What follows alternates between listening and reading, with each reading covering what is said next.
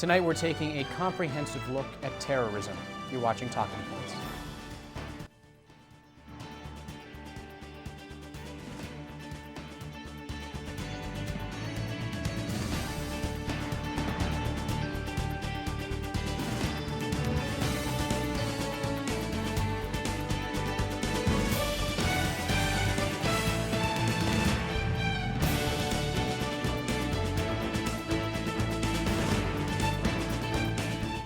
Good evening and welcome to Talking Points. I'm Max Darrow.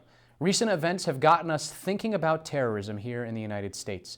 Tonight we've decided to devote our entire show to the topic. We're going to look at the evolution of terrorism and talk about the effects that it has here in the United States as well as across the world. We'll also consider the phenomenon of Islamophobia and compare the terrorism rhetoric to the gun control debate in the United States. Finally, how has terrorism changed the road to 2016? Before we get started, I would like to share with you the definition of terrorism that we used when researching for this show. It is based off of the FBI's definition and includes both domestic and international attacks. Terrorism is a violent, illegal act or acts designed to cause harm to others in order to intimidate the population and or affect the policies or actions of the government. First up, Talking Points correspondent Thomas Viola will give us an update on the state of some of the world's most active terrorist groups. Thomas? Thanks, Max. Since 2001, terrorism has been one of the main issues of American politics, and after recent events in Paris and San Bernardino, the issue is still just as prevalent as it was back then. Today, the most notorious of these terrorists belong to one of three groups. The perpetrators of the attacks in Paris belong to the Islamic State, or ISIS, a radical Islamic extremist group that has made large gains in Iraq after the departure of the U.S. Initially, ISIS was seen as less of a threat to the United States because their focus was mainly domestic. They sought to further their cause in neighboring Middle Eastern countries. It is only very recently that ISIS has begun to turn its attention to the West, where it has used social media with surprising success to convert people to its cause and encourage them to join ISIS's fighting force in the Middle East. ISIS began as an offshoot branch of al-Qaeda that was deemed too radical by some of the group's leaders. Al-Qaeda has not seen as much coverage in the news lately due to a shift in the group's operations. Over the past few years, while ISIS has begun to look at the West as it gains strength, Al-Qaeda has done the opposite, shifting its focus from coordinated attacks on the Western world, like 9/11, to more localized operations. After the death of Osama bin Laden, Al-Qaeda's main organizational structure fractured and has fallen apart. Today's Al-Qaeda is not centralized and coordinated. It is made up of local cells that don't have the manpower to launch large-scale attacks. The third main terrorist group is Boko Haram, a Nigerian Islamic extremist group that has used brutal tactics, including women and children suicide bombers, to kill more than 20,000 Africans over the last 6 years. However, the Nigerian military has recently cracked down heavily on the terrorist group's operations, weakening them, much like the U.S. has been able to do with al-Qaeda. Boko Haram has been losing ground in the region for much of 2015. Earlier this week, Lai Mohammed, the Nigerian Minister of Culture and Information, announced that the military expects to eradicate the terrorist group from the country by the end of the year. These events have had a big impact all around the world. Talking Points correspondent Kate Wyant is here to discuss the implications that terrorist actions have for people in their home regions. Thanks for being with us. Thank you. So, tell me, how have Middle Eastern governments responded to the recent terrorism activity in the area? Well, countries in the Middle East have really taken a militaristic and a more broad and tighter security approach in the wake of the spike of terrorism, because it is very local. It's in their backyards. So there's been an increase in border control in a lot of countries in the Middle East. You've seen countries increase their security on the border, because terrorism is not something that is stagnant. It moves around, it shifts, and it changes. And especially ISIS has been moving around and it's really taking up a lot more territory. So countries are scared that ISIS will get into their country and get into their borders. So they've been tightening border control. We've also seen a lot of alliances with the U.S. on airstrikes. We've seen this with Saudi Arabia, Jordan, and Qatar. They have teamed up with America to launch airstrikes on ISIS strongholds in Turkey. And we've also seen private citizens who are leaving their homes in a lot of Middle Eastern countries and going to fight ISIS in Syria. We've seen that in the past 3 years, 2,000 Jordanians have left Jordan to fight ISIS in Syria. So speaking of people leaving, obviously this has had an impact on the refugee crisis, but just daily life is changing for civilians in the Middle East. How's this playing into it? Well, there's two things that citizens have been facing with the rise of terrorism in the Middle East. One is that they're really scared, and two is that they're frustrated. They're scared because ISIS moves around, and this is causing a lot of people to lose their homes and lose their jobs, and the economies in a lot of countries are kind of unstable because of groups like ISIS in the Middle East. So a lot of citizens are obviously scared. A lot of schools have been disrupted. A lot of movements like women's rights have kind of been put on hold because terrorism is so active in the Middle East.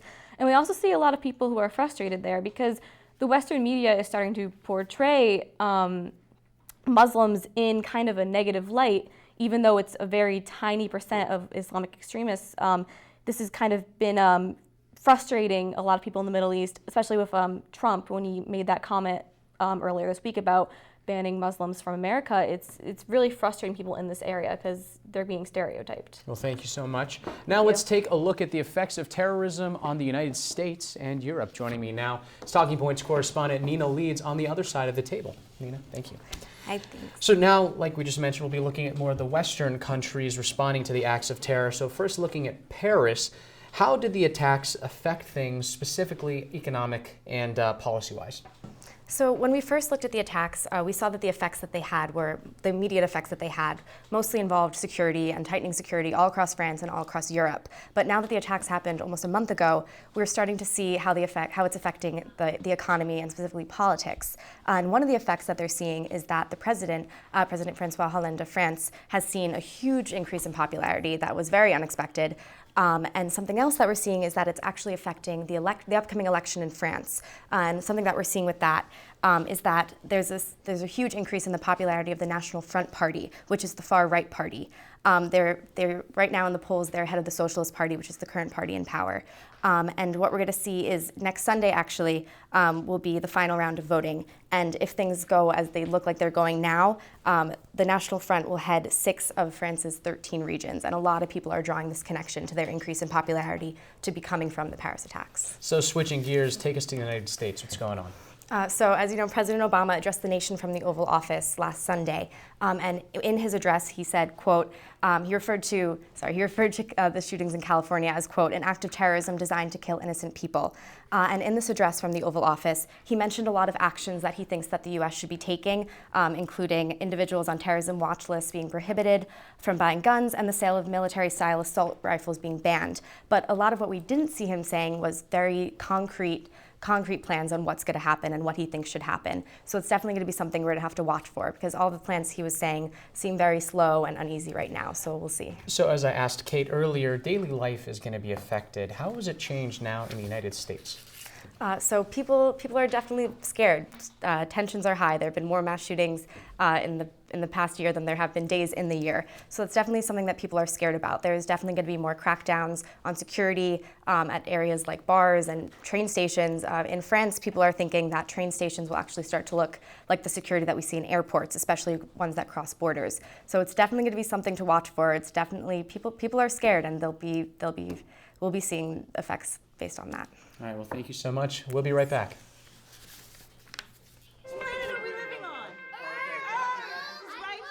What do you think it would be like to teach? Chances are, you have no idea. Teachers today are breaking down obstacles, finding innovative ways to instill old lessons, proving that greatness can be found in everyday places, and that you don't need to be famous to be unforgettable. That's what it's like to teach. I'm a teacher. Let me tell you what I make. I make learning a privilege, not a chore, and frustration a tool, not an obstacle. I make working hard seem easy and giving up impossible. I make an old subject feel like a fresh thought and unconventional methods common. I'm a teacher. I make more.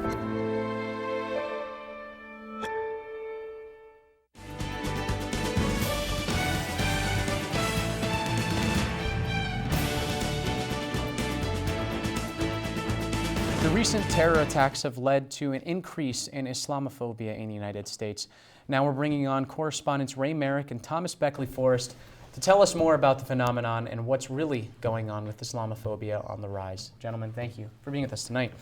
So starting with you, Thomas, some are saying Islamophobia in the United States is actually at an all-time high, but anti-Islam sentiments aren't limited to the United States. Not remotely, and actually we can see a lot more overt rhetoric, especially in France and really across Europe. Like last week, Hungary's prime minister made comments that framed Islam as an existential threat to peace in Europe. And also, we've recently seen gains by the French National Front, which is kind of a far-right French political party, which has gained support in recent years, similar to Trump in recent months, and certain groups in Germany. They've kind of capitalized on anxieties that are linked to kind of growing immigration from Muslim countries, and they've been able to link the increased anxiety over national security in light of attacks like Charlie Hebdo in Paris. So Ray, there have been a series of attacks on Muslims in both United States and Paris since the Paris attacks. So tell me a little bit more. Yeah, as Tom was saying, Islamophobia is on the rise, and associated with that, it's leading to violence committed on Muslims, by Americans. There's been a series of examples of this. The head of a pig was thrown at a mosque in Philadelphia, and obviously this is a huge insult to the Islam faith because pork products are forbidden. Another example, in Queens, New York, a New York store owner was attacked by a man who was yelling, "I kill Muslims," and he was beaten brutally. He had a black eye. This was a clear indication of a hate crime there in Queens, New York. And probably the most alarming incident here is a 6th grade girl was attacked by 3 classmates at recess who were trying to tear off her hijab. I think this kind of goes to show that Islamophobia is extending from adults to kids. It's just becoming so contagious. And I wanted to point out a Washington Post article. It mentioned an FBI report. Now there are 5 times as many attacks on Muslims as before 9/11. Before 9/11, there were between 20 and 30 attacks on Muslims. There's a spike in the year after 9/11, and since then, it is kind of balanced out at around 100 to 150 recorded hate crimes against Muslims in the United States, whereas before 9/11 it was like 20 to 30. And in 2001 it was between 200 and 500 attacks on Muslims. So adding to this, Donald Trump, a presidential candidate, has received strong pushback this week for proposing a temporary ban for all Muslims to enter the United States, but he's still standing by his comments. Well, Mr. Trump is similar to far-right politicians in France, attempting to harness the concerns of a very specific base of mostly white conservative voters. That there's kind of a set of concerns that you can see across the spectrum when right-wing politicians like this try to appeal to certain sentiment, which is there's concern about economic strain, there's concern about waves of multicultural immigration, and kind of a lack of knowledge of how to deal with that. And these politicians are very very shrewdly able to link the rising fears about national security that these terror attacks have brought up. So this is a base that's very scared, and a strong personality like Trump or Marine Le Pen is able to harness those concerns. So we're seeing this now extend out to social media. The hashtag #YouAin'tNoMuslimBruv began trending on Twitter after an attempted stabbing in London by an extremist. Ray, where's this coming from? Yeah, this is a really positive movement for Muslims, Max. Basically, this originated from the "You Ain't No Muslim Bruv," and obviously that bruv is British for brother.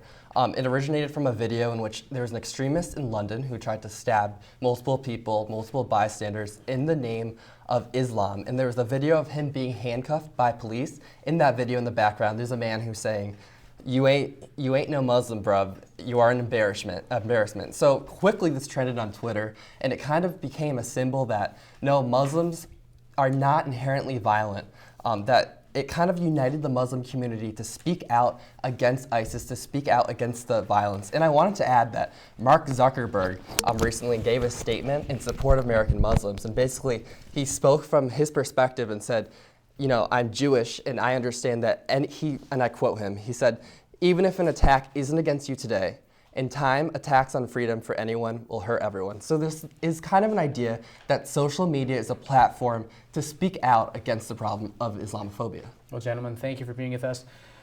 We'll be right back.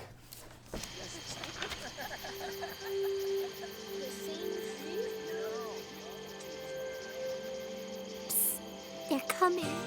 Places, everybody. Light check. 1, 2, 1, 2. Everything looks good on our end. And lights. Come alive with the forest.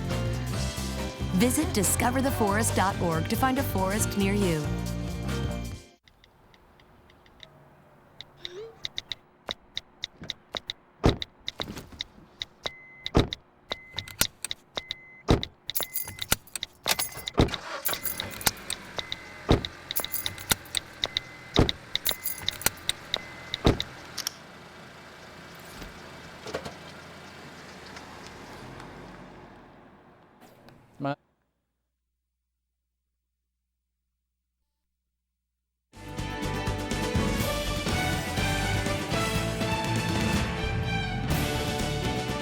With recent shootings in San Bernardino and at a Planned Parenthood in Colorado, gun control has once again been brought to the forefront. Here to talk about how this debate relates to the one on terrorism, our Talking Points correspondents Caroline Strange and Hearns Laguerre Jr. Thank you for being with us tonight. Thank you.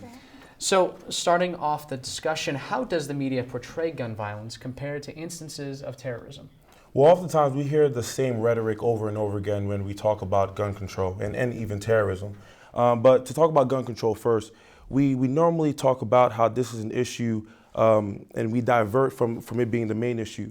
Not only is time spent on the issue as well as the locations in which one can find information severely limited, but the presentation of the topic is partisan as well.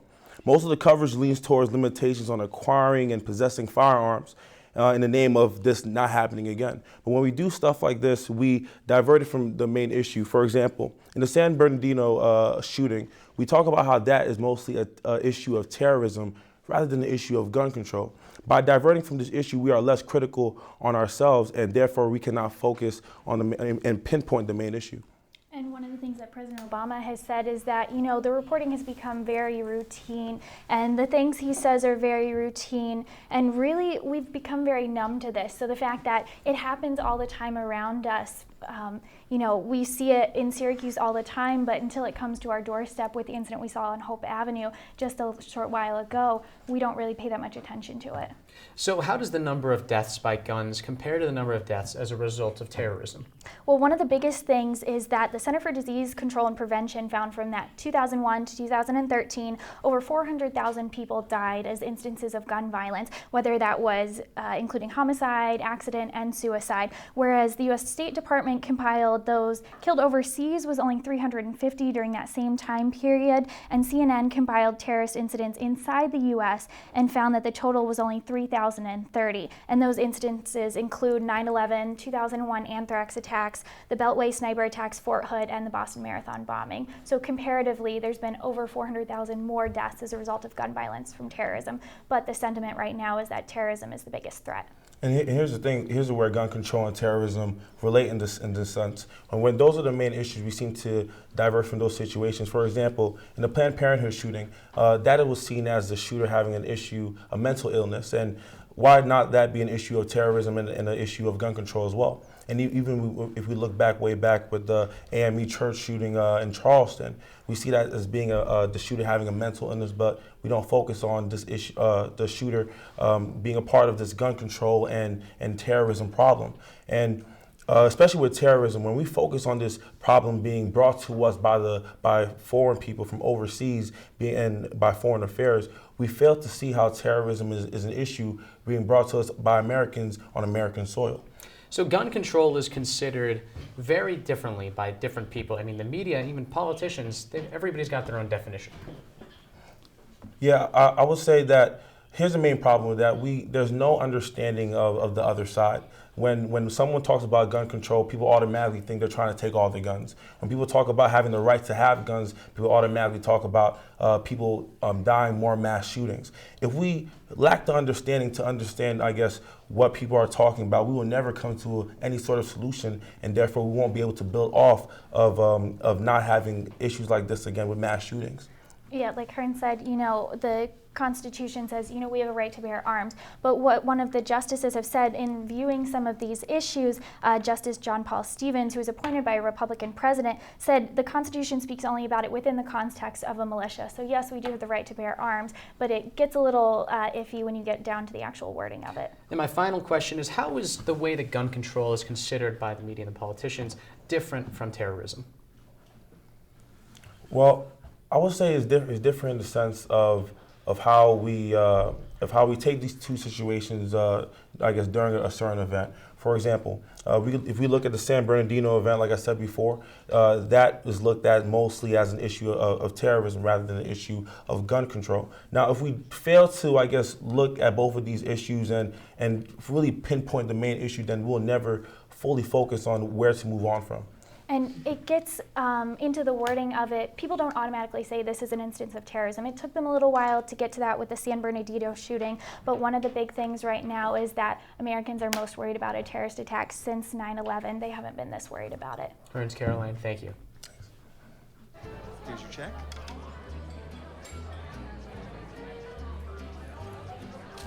Oh, you got it.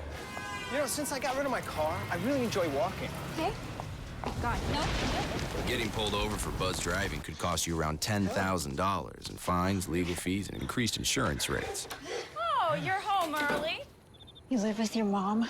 That'll set your game back a few years. Buzzed, busted, and broke. Because buzz driving is drunk driving.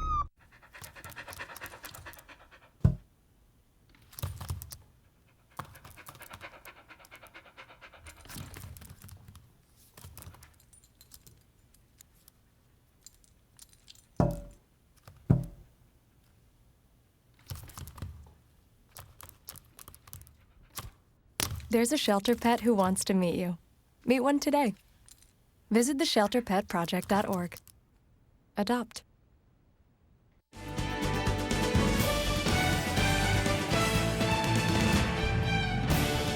The largest terrorist attack on the United States happened on September 11, 2001, spurring a global war on terrorism. Despite the weakening of al-Qaeda over the last decade, their actions have inspired a new network of terrorist groups. Here to explain the evolution of terrorism around the world is Talking Points correspondent Sarah Nevin. Since 9/11, the United States faces a more complex and dispersed terrorist threat. Emerging out of the 9/11 attacks is a global jihadist movement composed of al-Qaeda-inspired terrorist groups and individuals that pose an increasing threat to the world. According to the FBI, the greatest threat to the U.S. is a new generation of unaffiliated individual extremists who can travel freely and remain undetected. The FBI says the number of individuals carrying out terrorist attacks in the U.S. has increased in the past 10 years. This includes the 2009 attack on the Fort Hood military base that left 13 dead and 43 wounded, the Boston Marathon bombings in 2013 that killed 3 and injured more than 260, and most recently the shooting in San Bernardino, where 2 individuals with ties to extremism killed 14. The rise of individual extremists can be tied to the increasing presence of terrorist groups online. The Somali militant group Al-Shabaab sent out tweets while conducting its attack on Kenya's Westgate Mall in 2013. ISIS has also launched an extensive online campaign that includes posting videos of executions and sending around 40,000 tweets a day. The internet has served as a platform for radicalization, with as many as 3,000 Westerners traveling to the Middle East to join terrorist groups. Despite this, the number of terrorist attacks in the United States has actually decreased since 9/11, and North America faces terror attacks far fewer than most other regions. Plagued with the most attacks are vulnerable regions such as the Middle East and North Africa.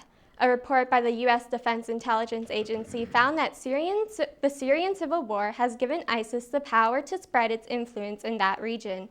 In Nigeria, Islamist militant group Boko Haram has seized vast amounts of territory and killed more than 17,000 people in attacks since 2009 when it launched a military operation to create an Islamic State.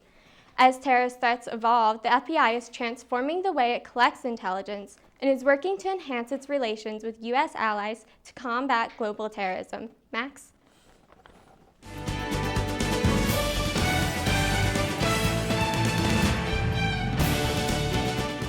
The 2016 presidential campaign will be shaped by the growing threat of terror at home and abroad, and foreign policy will continue to be atop the agendas as we turn the calendar year. Both the GOP and Democratic primary fields have captured headlines with bold statements about the best way to defeat enemies of the United States at home and abroad. In times of terror, public attitudes and evaluations in the United States shift in three distinct ways. According to Jennifer Marola and Elizabeth Zechmeister's book, Democracy at Risk, first, individuals become less trusted and express less favorable attitudes towards immigrants. Concerns about foreign and domestic terrorism increase suspicion and even intolerance directed at migrants, refugees, and Muslims. Second, terrorist threats help increase the public's support for certain political leaders, usually Republican males who have relevant national security experience. Third, support tends to shift towards hawkish policies in foreign affairs and homeland security, even at the expense of civil liberties. All of these variables contribute to drastic shifts in political favor, which can lead to vague promises, much like Donald Trump's prospective ban on Muslims entering the United States. San Bernardino exposed massive vulnerabilities in homeland security, highlighting the threat of lone wolf domestic terrorism. National polling data identifies the threat of terrorism as an issue that the GOP can capitalize on. According to a Pew Research study, 44% of Americans polled would trust the GOP to handle terrorism, compared to 34% of respondents polling in favor of the Democrats. The 13-minute primetime address by President Obama may have helped other members of his party, but his message also strengthened the resolve of Washington outsiders in the GOP field. The hawkish tone of Trump's attack on an entire international community plays well to his base, despite drawing mass condemnation. GOP candidates that have been bullish on foreign policy have often not weighed the consequences and rationale behind their actions. And for Washington outsiders, advisors can't make up for their lack of experience. The outrageous decrees by Trump are actively destroying the United States' global persona. The 2016 race is not only being shaped by the growing threat of terror at home and abroad, but certain candidates are helping to shape the international discussion. So Josh, one quick question for you. Which campaigns are losing the most ground in regards to foreign policy? As of right now, the outsiders are at a significant disadvantage, whether it's Carson claiming that he wants to start an Arab coalition and not being able to name a single Arab leader, or the bombastic tone that Trump has used to rally his own base. Those who do not have at least any relevant political experience in terms of foreign policy are at a significant disadvantage, and thus seeing that affect them in their polling. Josh, thank you so much for being with us tonight. Well, the time has come for me to officially sign off, but before I go, I'd like to leave you with this. Right now, our country is a divided nation. The gap between Democrats and Republicans has increased and continues to increase. But you know what? Here's the funny thing. We all want the best for our nation. Though that means something different to everyone, we all want the best for our nation. But if we can't work together to make that happen, we're going to rip America apart. That means making sacrifices. That means not just hearing the other side, but listening to the other side. That means compromising and being a unified nation. So, speak up. Make your voice heard and listen to others. Exercise democracy. This may mean protesting. This may mean writing your Congress representative. This means voting. This means listening. And this means coming together as one nation. And if we can do that, we can make America stronger than ever. Now, before we officially sign off, I want to say thank you to Claire Moran. She has done an incredible job building this show up from where it was when I took over as the moderator just 1 year ago. So Claire, she's going to be going abroad next semester, and everybody really has her to thank for how great this show has become and where it is going coming from here. So for one last time, thanks for watching Talking Points. I'm Max Darrow. Good night, Syracuse.